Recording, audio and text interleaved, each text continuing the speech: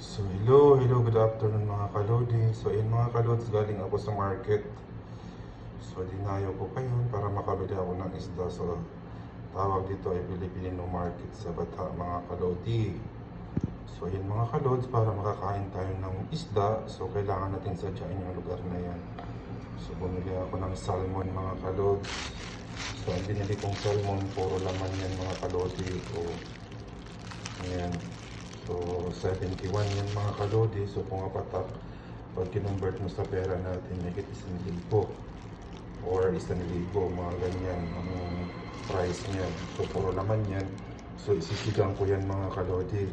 Tapos, bumili rin ako ng isda na to. Iba ko kung anong klaseng isda to. Kung talakitok ba to o anong isda to. So, ang gagawin ko naman dito sa talakitok ay piprituhin ko ng buo. So ayan mga kalodi, piprituhin ko siya ng buo kasi magmumunggo ako. So ayun mga kalodi, bumili ako ng hipon. So tinong yung hipon malalaki. Sasahog ko lang siya sa aking munggo mga kalodi.